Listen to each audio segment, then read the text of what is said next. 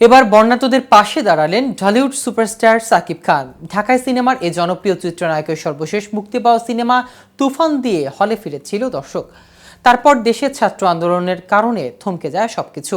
সরকার পতনের পর দেশ গঠনের সময় নিচ্ছে, এ সময় খানিকটা চুপ ছিলেন এই তারকা।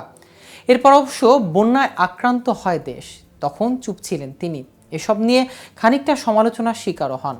তবে সাকিব ভক্তদের জন্য সুখবর, বন্যা দুর্গত মানুষের পাশে দাঁড়িয়েছেন তিনি।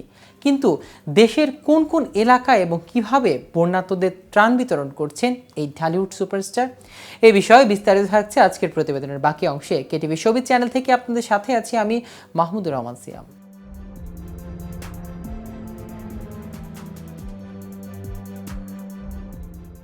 সাকিব খানের অথেন্টিক কসমেটিক্স ও হোম কেয়ার প্রতিষ্ঠান রিমার্ক হারল্যান্ড এর মাধ্যমে বন্যা পরবর্তী সময় কয়েক হাজার বানভাসী মানুষকে ত্রাণ সহায়তা দেওয়া হয়েছে।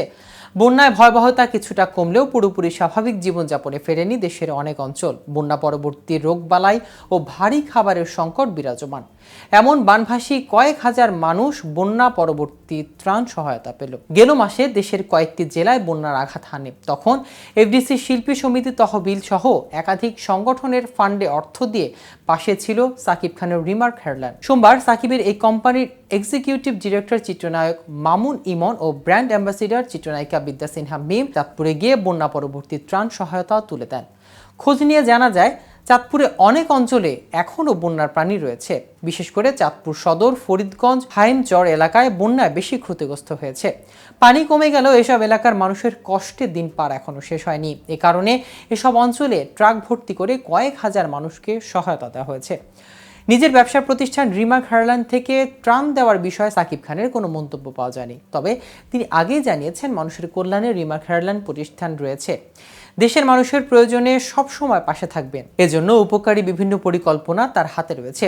এদিকে চলতি বছরের 17 জুন বাংলাদেশে মুক্তি পায় সাকিব খান অভিনীত সিনেমা তুফান। মুক্তির পরপরই সিনেমাটি দেখতে হুমড়ি খেয়ে পড়ে দর্শক। স্টার সিনেপ্লেক্স সূত্রে জানা যায়, জুন জুলাই টিকিট বিক্রি হিসেবে প্রথমে ছিল তুফান। দর্শক চাহিদার কারণে মুক্তির আড়াই মাস পরও সিনেপ্লেক্সে প্রদর্শিত হচ্ছে সিনেমাটি। পরে ছবিটি মুক্তি পেয়েছে পশ্চিমবঙ্গে। দেশ বিদেশে সফলতা পাওয়া এই ছবিটি শিগগিরই আসছে ওটিটিতে। আর আগেই জানা গেল, ভারতের বিহারে মুক্তি পাচ্ছে তুফান। তুফান পরিবেশনে আছে ভারতীয় শ্রী ভেস্টেক্স ফিল্মস। শনিবার দুপুরে তুফানের ট্রেলার রিলিজ করে তারা জানায়, আসছে 13 সেপ্টেম্বর বিহারে সিনেমাটি মুক্তি পেতে যাচ্ছে। 1 মিনিটের তুফান ট্রেলারটি করা হয়েছে হিন্দি ভাষায়। সিনেমাটিও ইতোমধ্যে হিন্দিতে ডাবিং হয়েছে। বিহারে সিনেমাটি সেখানকার দর্শক হিন্দিতে দেখবেন। দেশের বাইরেও তুফান সাড়া ফেলেছে। যুক্তরাষ্ট্র, কানাডা, অস্ট্রেলিয়া, যুক্তরাজ্য, France, Belgium, Sweden, Germany, Netherland, Spain, Portugal, Abu Dhabi, Bahrain, Qatar, ওমানের প্রেক্ষাগৃহে মুক্তি পায় সিনেমাটি। গত 23 আগস্ট সিনেমাটি মুক্তি পায় মালয়েশিয়াতে। তো ভিউয়ার্স, ভিডিওটি সম্পর্কে আপনাদের কোনো মতামত থাকলে আমাদের কমেন্ট করে জানাতে পারেন। সাথে সাথে নিয়মিত শোবিজ রিলেটেড আপডেট ও ইনফরমেটিভ ভিডিও পেতে কেটিভি শোবিজের সাথেই থাকুন। ধন্যবাদ সবাইকে।